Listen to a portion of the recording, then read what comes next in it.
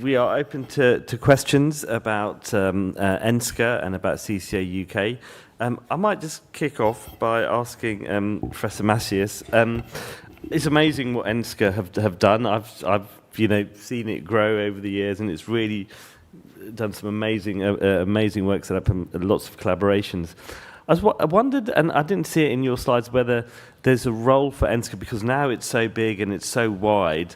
One of the issues close to my heart and many people here is access to trials for patients. Whether there's a role for ENSCA to facilitate patient knowledge enhancement and widening participation to trials. Okay, I think it's a interesting point. At this moment, we don't have that, but maybe we can include that in our list to think if we can do something. Maybe Chiara can add.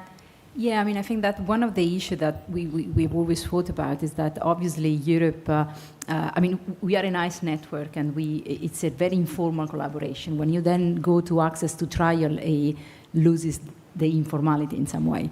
And I mean, we have alluded to this yesterday. Europe means different countries and different countries with different legislation or regulation. And it's not easy for a patient from, I don't know, UK go and get access to a clinical trial in Italy. So then it becomes all supporting kind of a private practice, across different countries, which I'm not entirely sure is what we really want. So we have thought about this because obviously in the States there is this kind of networking, but that is all more kind of homogeneous. So we already see some challenges in, moving patients from England, Wales to Scotland, which is feasible for trials, but for other, activities is more challenging. So I think it is important to disseminate the knowledge of different clinical trials, but how then can be implemented in really having a networking of exchanging recruitment, I'm still thinking of if that is feasible and how it can be done. Okay, I had another question for both of you. So Sheila, at CCA UK, one of the areas we have been sort of edging into is policy makers, because what we realise is that at the end of the day, funding, research, access to drugs costs money, and the people who hold the money are policy makers and government. So unless we engage with them, nothing significant is going to change. And so with AMMF, CCA UK, as you know, we've been involved in writing a white paper, we've gone to Parliament, met MPs. How much of our future activity in CCA UK should be political rather than clinical versus research? And do ENSCA have any plans to politicize the movement? You want to go first? Well, how much?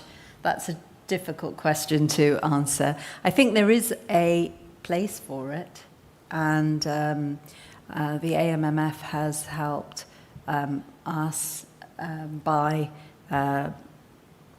organising a trip to Westminster, where the importance of cholangiocarcinoma research was highlighted.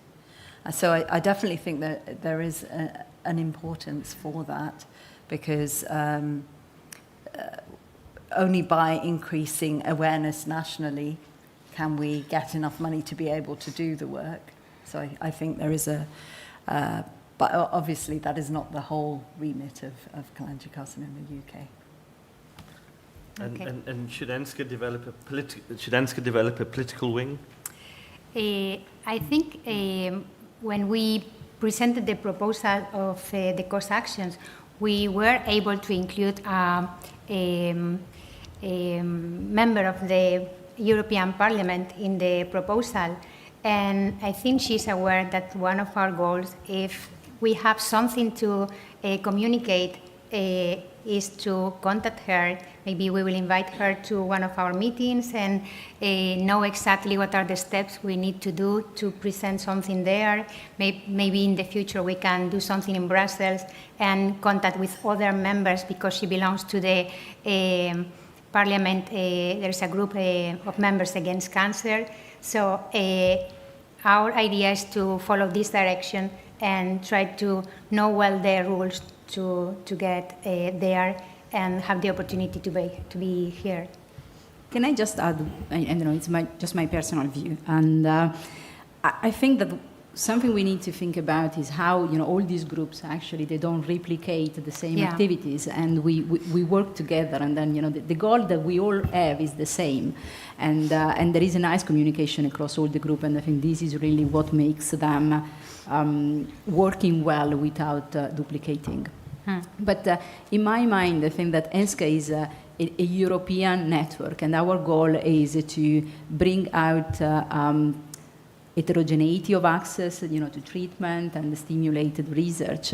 But probably what groups at national level, like CC UK, can do better is then take this evidence into their own country and lobby more. So maybe the national groups, they have to be more political because they have the chance to implement the research, the evidence into the clinical practice, or support the research in some area rather than others. And maybe this kind of international association, they need to remain. I mean, obviously, being political in the sense that we get in touch with European government and raise the problems is something we do. With the Lancet Oncology, for example, we are hoping to do that, to really, demonstrate that more work has to be done, and not only in some specific countries.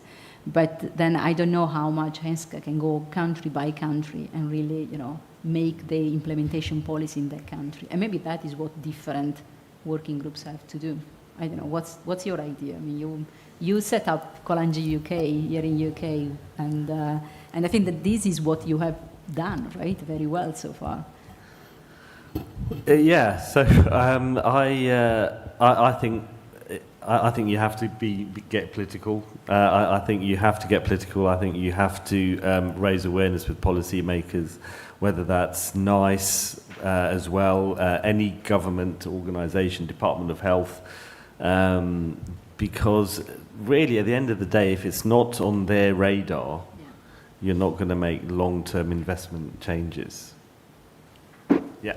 I have a question, and it's the general theme that I've noticed kind of across, I'm a patient, but one of the themes I've noticed across all the different speakers have been data and getting access to good raw data. Surely ENSCA, one of your main projects could be to try and centralize all the data for Europe. I don't know if that's a project you're already working on.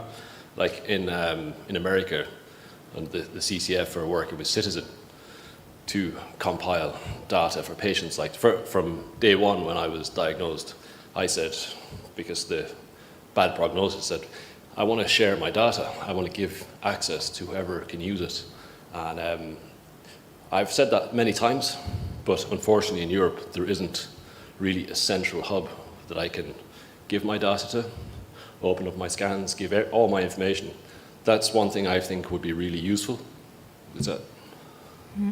The thing is, as Chiara mentioned, we have this European registry, but to create that, we need to sign the researchers, the clinicians need to sign these documents to put the information in this registry, and we need like the permissions in every institution. The clinicians are those that are including in an anonymized way all the information with the permission of the patients, but we are not collecting the information directly from the patients. But if you are interested, you could say to your doctor, I'm interested in this, there is this association, maybe you can contact, I am happy to put my data, maybe you can contact other patients that could be also happy to put that, because we can have more results. Yeah, so ENSCA do, it's a great idea and absolutely right. So ENSCA do have a clinical registry.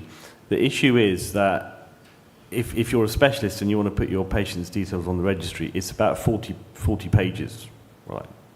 So it would take a clinician 2 hours for one patient, right? So if they've got 20 patients, that's 40 hours work. And like, when are they going to do it? That is the practical. We always issue. argue with Shahid with this one. I have to be honest. I mean, the ENSCA register has been very successful so far. Yeah, We have yeah. almost 5,000 patients in there. So it's true, it's a lot of work, but we have found some very good volunteering. What you're saying that I know the CCF is doing is patients directly inputting data in. Exactly. Which, again, I think, I mean, is always something that it would be interesting to explore and see how AI, maybe, through some hubs can help into this. And, we're hoping to look into these opportunities. The problem is that across different European countries, patients, generally, they all own their own data in the end, but they get access to the data in different ways.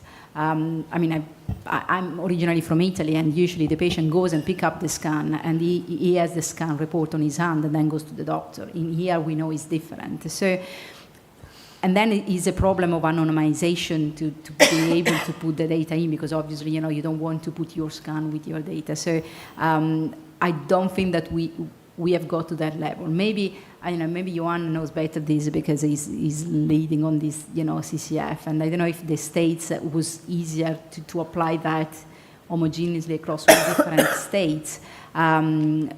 We haven't been able to get to that step yet. Yeah. Yeah, so just to reply to that, thanks very much. To reply to that, I guess one of the complexities that we're not having to deal with is the fact that is one regulator, is one country, and the citizen registry now is going international, to include Canada in the first instance. So for people who are not familiar, when patients sign up to the citizen registry, then what Citizen does, it contacts all the hospitals that you've been looked at with all the blood results and the scans and everything, puts them all into a central point. It undergoes 2 rounds of human review as well as AI extraction of the data. And then what's in it for the patient is that they get a complete set of their own notes that they can then take to other centers. But as part of that process, they then release all that information for research. So then we have the data available for research, and that is something that at the moment is growing, and we're close to 500 patients. So it's very detailed and annotated. But to your point, we're not dealing with multiple different regulators across different countries. But the data belongs to the patient, and it really would work. And we were talking about this last night, weren't we? We were talking about whether it would be great if patients could directly upload information, data, anything that was relevant, and cut out the middle, the middleman, the hospital doctor, and go straight to the registry. That is a piece of work that would require a lot of planning and what sort of database and stuff. But that is it's an achievable goal. It's an ambitious goal. But, yeah. Ellen, please. Well, thank you very much. Juan has answered a lot of the questions I was going to raise, and in my view here is just a comment, really. But we're operating within so many different health authorities, so many different ways of doing things. In the US, it's so much private insurance companies, so maybe the data is not there from everybody. I understand that a lot of it is own patient input, but I think we cannot compare what happens in the US with what happens in the UK and Europe, and I think to try and achieve similar is very difficult. Yeah. Okay, but no, I very much believe in patient power and patient ownership, and I think they should directly be able to get involved at first. But it's difficult with all the regulations. Okay. That's something that needs to change. Yeah, absolutely. Okay, if there are any other questions, otherwise we can close this section. Thank you very much. Thank you very much. Thank you Lucia and both. Sheila.